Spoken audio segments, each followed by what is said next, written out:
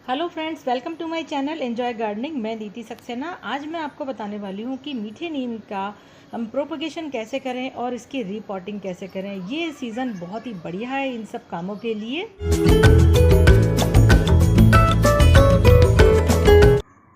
Friends, ये है देखिए मेरा करी लीफ प्लांट, और ये बहुत ही जो है पुराना हो चुका है। लगभग बहुत ज़्यादा पुराना से मेरा मतलब करीब 3 से 4 साल पुराना है।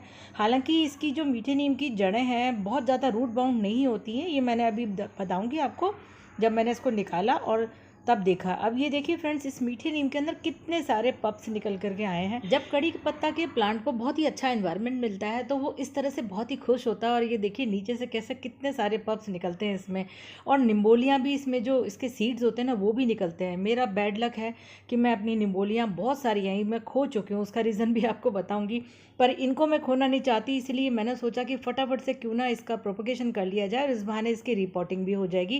क्योंकि मुझे बहुत टाइम हो गया इसकी रिपोर्टिंग करे हुए। गमला भी मुझे बड़ा लगाना है। तो ये मैंने लिया है लगभग 12 इंच का पॉट ले लिया, और इसके अंदर एक पार्ट गार्डन सॉइल, एक पार्ट मैंने रिवर सैंड ली है और एक पार्ट मैंने गोबर की खाद ली है। तीनों को अच्छे से हम मिक्स कर लेंगे।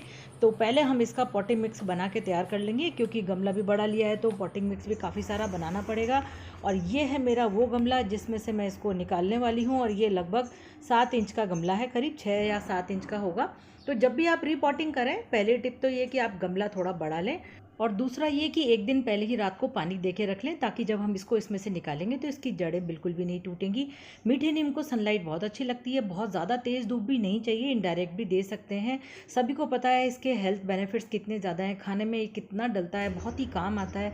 तो मीठा नीम का प्लांट हर किसी के घर में होना ही चाहिए। तो क्यों ना प्रोपगेट करके एक से कई प्लांट बना ली जाएँ। प्रोपगेशन का मतलब होता है सीड से लगाना, कई प्लांट कटिंग से लगाना, या प्लांट को डिवाइड करके। तो हम इसकी एक तो दूसरे कमरे में लगाएंगे तो रिपोर्टिंग हो जाएगी, और इसका प्रोपगेशन भी करेंगे। तो यानी ये जो पप्स दिख रहे हैं आपको इतने सारे, इनको मैं अलग करूँगी। ये देखिए इस तरह से ठोक करके थोड़ा सा, और इसको निकाल लीजिए तो ये आराम से निकल के आ जाएगा। ये देखिए बहुत ही जेंटली आपको ये काम करना है, क्योंकि इसमें जो पप्स निकल के आए हैं उनकी रूट्स टूटनी नहीं चाहिए बिल्कुल भी।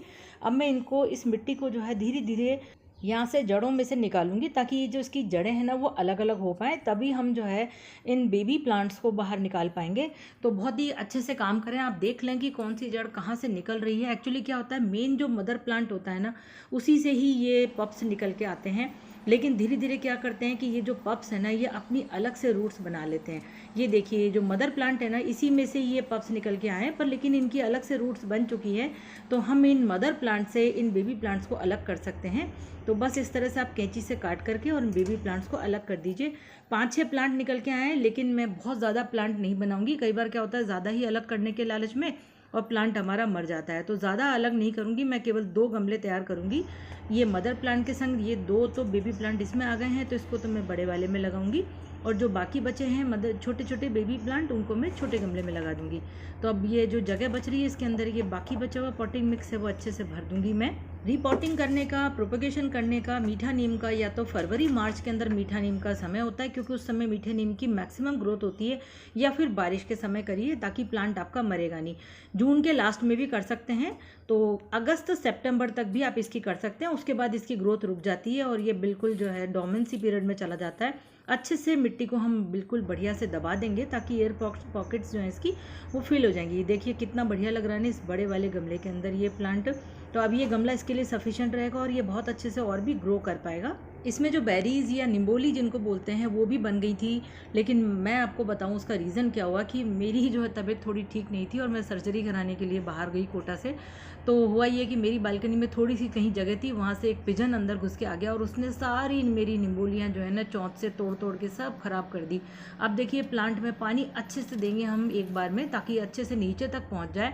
अब ये जो दूसरा वाला गमला है इसमें मैंने ये देखिए 2 छोटे छोटे होल कर रखे हैं, पर होल बहुत छोटे हैं तो इसके ऊपर मैं कुछ भी नहीं रखूँगी, बस केवल ऐसे ही ड्राई लीव जो है ना वो रख दूँगी, ताकि ड्रेनेज सिस्टम बहुत ही अच्छा बना रहे।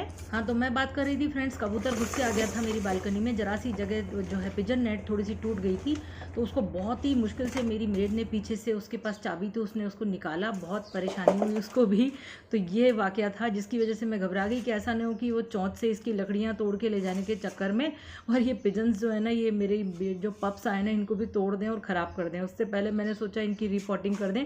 और अब खैर मुझे चिंता की भी ज़रूरत नहीं, मैंने अपनी बालकनी में पिजन नेट रिपेयर भी करा दी है। तो ये देखिए, बातों ही बातों में मैंने ये दूसरा भी प्लांट जो है, दूसरे बेबी प्लांट भी इसमें लगा दिए हैं, क्योंकि इनकी ग्रोथ कम है। तो ये मेरा जो पुराना गमला है ये काम आ जाएगा।